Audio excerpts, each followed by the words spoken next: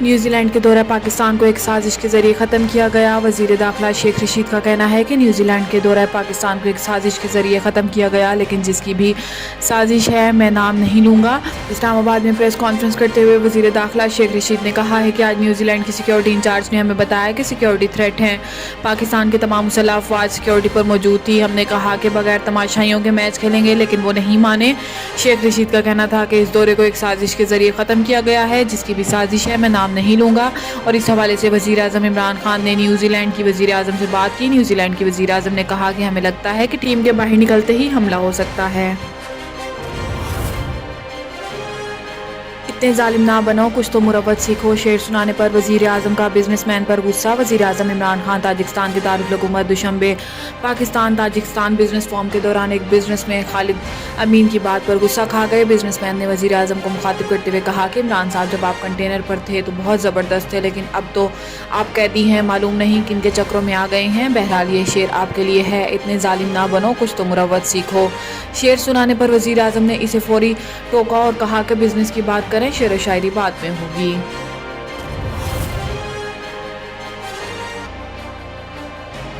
NAB کو tax گزاروں کے data تک رسائی دینے کا فیصلہ۔ حکومت نے نیب کو ٹیکس گزاروں کے ڈیٹا تک رسائی دینے کا فیصلہ کر لیا۔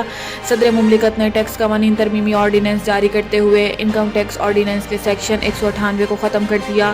نئے آرڈیننس کے مطابق نیب کو ٹیکس گزاروں کے ڈیٹا تک رسائی دی جائے گی۔ ترمیم کے بعد نیب 20 سال پرانی اور بند فائلیں بھی کھول سکے گا۔ نیب کو نہ صرف 20 سال سے پرانے بند کیے گئے مقدمات دوبارہ کھولنے کا اختیار بھی مل گیا ہے، بلکہ OECD کے تحت ملنے والی آف شور ٹیکس ڈیٹا تک رسائی کا حق بھی حاصل ہو گیا ہے۔ مدرسے کے طالب علم سے بدفعلی کرنے کے کیس میں اہم پیش رفت۔ طالب علم سے بدفعلی کرنے کے کیس میں پولیس نے چالان عدالت میں جمع کروا دیا۔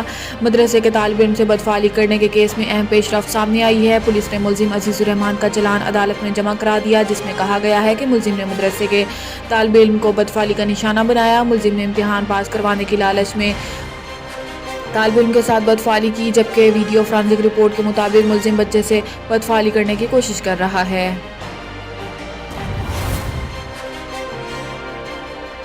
فیس نہ ادا کرنے پر بچے کے والد پر تشدد کرنے والے اسکول کی رجسٹریشن معطل کر دی گئی ہے۔ محکمہ تعلیم نے فیس ادا نہ کرنے والے بچے کے والد پر تشدد کرنے والے اسکول کی رجسٹریشن معطل کر دی۔ نجی اسکول میں بچوں کو حوث پہ جا میں رکھنے اور والدین پر تشدد کے حوالے سے تحقیقاتی ٹیم نے رپورٹ محکمہ تعلیم کو جمع کروا دی۔ رپورٹ میں کہا گیا ہے کہ والدین کی تمام شکایات درست ثابت ہوئی ہیں۔ نجی اسکول فیس کی تاخیر پر بچوں کو حوث پہ جا میں رکھتا ہے۔ انتظامیہ نے بچوں کے والد سے بھی بدسلوکی کی۔ اسکول مالکان کمیٹی کے طلب کرنے پر بھی حاضر نہیں ہوئے۔ انتظامیہ نے CCTV فوٹیجز بھی فراہم نہیں کی۔ اسکول انتظامیہ فیس بذریعہ بینک نہیں بلکہ کیش وصول کرتی ہے۔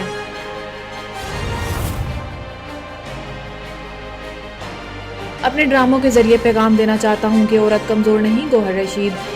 اداکار مرزا گوہر رشید کا کہنا ہے کہ وہ اپنے ڈراموں اور اداکاری کے ذریعے معاشرے میں پیغام دینا چاہتے ہیں کہ عورت کمزور نہیں ہے۔ گوہر رشید نے حال ہی میں برطانوی نشریاتی ادارے کو انٹرویو دیا، جس میں انہوں نے پاکستانی ڈراموں میں خواتین پر تشدد دکھائے جانے کے بارے میں بات کی۔ انہوں نے کہا کہ ٹی وی پر ہم عورت کی خود مختاری پر بات کیوں نہیں کرتے؟ ہم اپنے ڈراموں میں یہ کیوں نہیں دکھاتے کہ عورت اپنی دفاع خود کر سکتی ہے، اسے کسی مرد کی ضرورت نہیں؟ ہم اپنے ڈرامے کے کسی سین میں یہ کیوں نہیں دکھاتے کہ اگر مرد نے عورت کو تھپڑ مارا تو عورت بھی پلٹ کر مرد کو زوردار تھپڑ رسید کرے؟